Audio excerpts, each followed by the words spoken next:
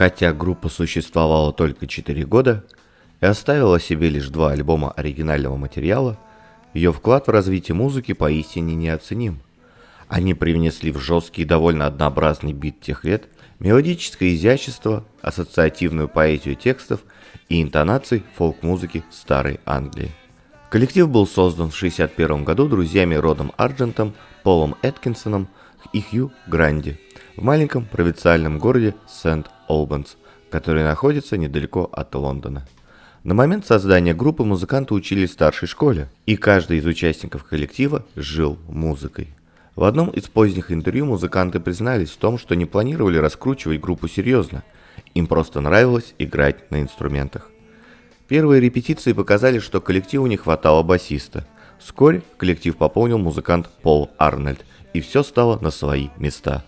Именно благодаря Арнольду группа вышла совершенно на новый уровень. Дело в том, что Пол привел в коллектив вокалиста Колина Бланстоуна. Забросив занятия, они интенсивно репетировали, но в сентябре серьезный Арнольд решил, что учеба для него все-таки важнее. И впоследствии он успешно сдал экзамены в медицинский университет и получил диплом врача.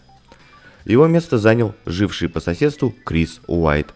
Отец Криса владел магазинчиком и пустил новоявленную группу репетировать в пустовавший склад на 2-м этаже, чем, вероятно, отпугнул половину клиентов.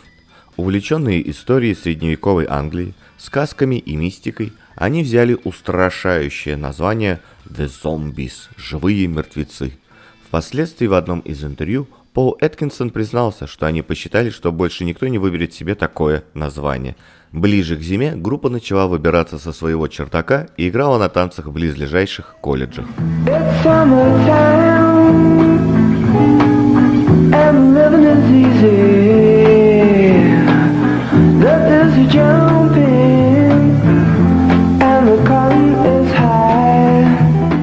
Когда участники группы закончили свое школьное обучение, то твердо решили, либо они в ближайший год выходят на профессиональную сцену, либо займутся делами понадежнее, чем написание песенок. И тут лондонская газета The Evening News объявила конкурс на лучшую местную группу. The Zombies записали единственный, как им казалось, беспроигрышный номер, кавер на песню Summertime Гершвина, и отправились за славой и успехом. Они выиграли конкурс, главным призом в котором было прослушивание на звукозаписывающей компании Decca. Тамошний продюсер Кен Джонс сказал, что Summertime это не актуально, и настоятельно порекомендовал написать песню в модном рок-стиле. За дело взялся клавишник группы Род Арджент, хотя до этого он в своей жизни написал только одну песню. Во время творческих метаний на глаза Рода попалась пластинка Джона Ли Хукера под названием No One Told Me. You don't love me. No one told me. I can tell by the way you do. По воспоминаниям Арджента, мне страшно понравилась ритмика этой фразы. Я начал менять минорные аккорды на мажорные. По крайней мере, мне казалось, что я все делаю правильно. Это я уже потом понял, что сыграл их модальным способом, из чего и вылепилось вступление к She's Not There. Песня получилась действительно очень изысканной, с синкопированным куплетом, накаленным припевом и ведущим звучанием электрооргана, инструмента по тем временам непривычного. Песня так понравилась Джонсу, что уже в июне 1964 года ребята получили контракт на 3 года. После чего они наняли опытного менеджера Тита Бернса и уже в июле выпустили первый сингл «She's Not There». Песня повествовала о глубоком разочаровании в девушке, которую герой считал идеальной. Говорят, что одним из источников вдохновения была первая любовь Арджента, Патрисия, которая обещала выйти замуж, но в итоге поматросила и бросила. Хотя сам автор утверждал, что при написании текста руководствовался в первую очередь тем, чтобы слова органично вписывались в мелодию. Первый блин на поверку вышел не комом, а совсем наоборот. На ТВ-шоу Jukebox Jury песней восторгался сам Джордж Харрисон, и Zombies в один миг из новичков стали знаменитостями.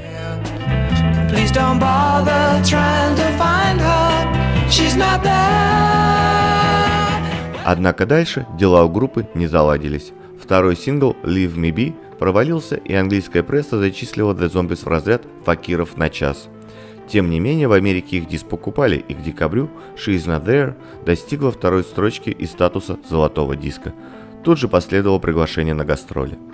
Выдержав трехдневную таможенную битву с американскими властями, которые пытались как-то ограничить масштабы британского вторжения разнообразными юридическими уловками, The Zombies все же ухитрились пересечь океан и 10 дней подряд выступали в Нью-Йорке в рождественском шоу диск-жокея Мюррея Кей. Америка была очарована их фотогеничностью, тактом выпускников закрытой школы и барочным изяществом мелодий. Они отличаются от всего, что до сих пор появлялось из Англии, и уж тем более от того, что когда-либо создавалось в Америке, писала о них Лилиан Роксон.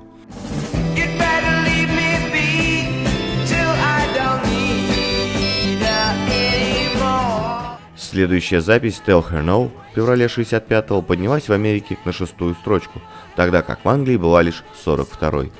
В апреле они предприняли второе американское турне, разогревая залы для Herman's Hermits, а в июне третье, в котором были уже хедлайнерами. Тем не менее, их следующие синглы неуклонно опускались к концу списка. She's Coming Home был 58-м, или I Want You Back Again лишь 95-м. В том же году состоялась презентация дебютного альбома коллектива. Пластинка получила название Begin Here. В состав лонгплея вошли ранее опубликованные синглы, кавер-версии ритм-блюзовых песен и несколько новых треков.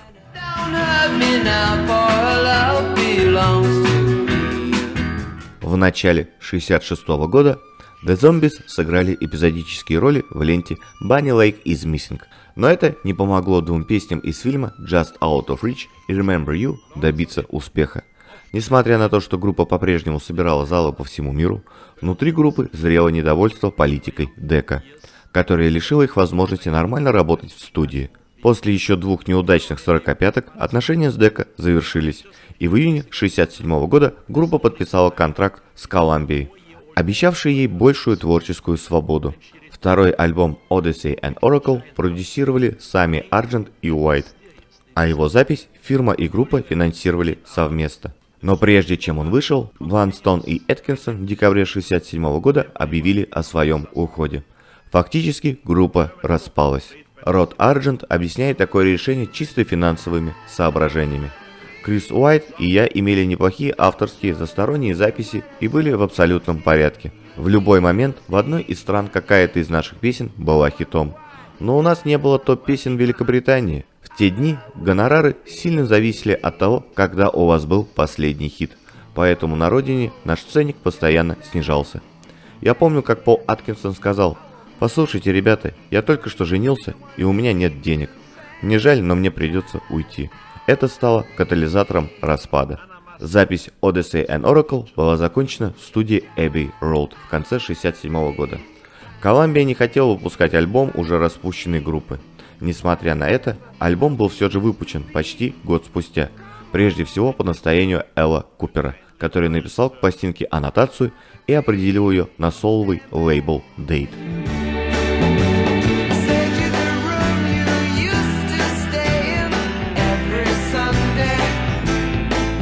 Альбом содержал прекрасные вещи Care of Cell и Time of the Season. Последнюю из этих песен долго гоняла одна американская радиостанция. В конце концов, Time of the Season попала в штатовский топ-5 в конце 1968 года. Columbia тут же заказала дополнительный тираж диска. Устроители концертов получали десятки заявок. Предложения доходили до $20 тысяч за одно выступление. Эткинсон и Бланстон отказались наотрез, но Argent, Гранди и Уайт согласились. В новую версию Zombies вошли Argent, Гранди, Уайт, Рик Биркет и Джим Ротфорд. Они даже начали записывать новый альбом, продюсировал который Уайт. Но кроме двух довольно сырых песен Imagine That's One и If You Don't Work Out, изданных на синглах в мае-июне 1969 года, материал этот так и не вышел. Некоторое время по США колесило не менее десятка фальшивых Zombies. В одной из них даже играли будущие участники группы ZZ Top, Дасти Хилл и Фрэнк Бирд. Однако к концу 70-х продажи лонгплея просто сошли на нет. И вдруг звезды рока, такие как Пол Уоллер и Том Петти, начали говорить об Odyssey and Oracle как о своем самом любимом альбоме. И до сих пор альбом показывает неплохие продажи. Что говорить, что даже рэпер Eminem включил сэмпл Time of the Season для своего трека Rhyme or Reason в альбоме 2013 года The Marshall Mathers. А в 2004 журнал Rolling Stone поставил Odyssey and Oracle на 80-е место в списке самых величайших альбомов всех времен. Tell it to me slowly, tell you why I really want to know. It's the time of the season for loving. После распуска состава музыканты разошлись своими дорогами. Например, Колин Блюмстоун решил заняться сольной карьерой. В результате он написал несколько достойных альбомов. Последний из них On the Air Tonight вышел в 2012 году. Род Арджент решил основать собственный музыкальный проект. Он потратил 2 года на то, чтобы создать группу, которая соответствовала бы его представлениям. После нескольких попыток и перемещений он объединил своего двоюродного брата, басиста Джима Ротфорда, ударника Роберта Хенрида и певца и композитора и гитариста Расса Балларда в единый коллектив под названием Арджент. Уайт стал продюсером, Гранди нашел место в штате Колумбия, а Эткинсон реализовал себя в деловой сфере. Он трудился в издательстве Дика Джеймса, стал одним из основателей Charisma Records, а затем был главным редактором последовательно на CBS, RCA и MCA. Довольно неожиданно, в 1991 году, когда этого не ждал уже никто, Zombies воссоединились и выпустили альбом New World. В этой версии группы фигурировали Блюмстоун и Уайт, Гранди и Эткинсон были указаны как гости, а также чилийский мультиинструменталист Себастьян Санта-Мария, латиноамериканские корни которого добавили жизни скучноватому арт-року ветеранов, хотя без песен Арджента вся затея оказалась безнадежной. Наиболее интересным моментом диска стал кавер на песню группы Prefab Sprout When Love Breaks Down.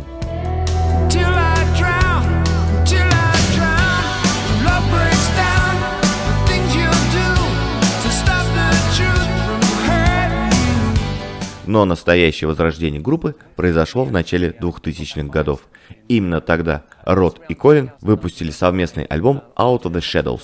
А в 2004 году Род и Колин решили объединить свои коллективы. От Колина в объединенную группу вошел его гитарист Кейт Эри, а от Рода его двоюродный брат Джим Ротфорд с сыном Стивом. Группу под названием Colin Blunstone and Rod Argent of the Zombies публика и критики встретили восторженно. Их весеннее мировое турне завершилось в Лондоне презентацией лонгплея As Far As I Can See. Однако вскоре стала известна одна неприятная новость. Один из основателей коллектива, Пол Аткинсон, скончался. В честь памяти друга группа отыграла несколько прощальных концертов. Сегодня коллектив сосредоточен на концертной деятельности, выступая в честь различных памятных дат в истории группы. Большая часть выступлений проходит на территории Британии, Америки и Европы.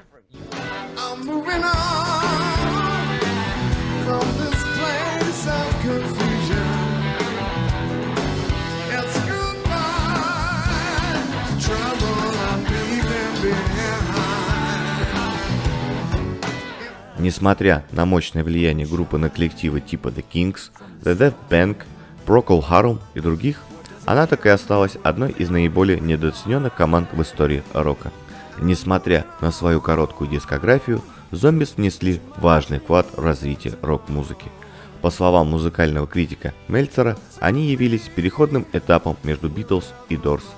Если не считать Beatles и, возможно, Beach Boys, ни одна рок-группа середины 60-х не писала столь великолепных мелодий, как песни Zombies. Группа звучала совершенно уникально для своей эпохи, и по сей день они все еще известны в первую очередь своими 3 хитами: She Is Not There, Tell Her No и Time of the Season.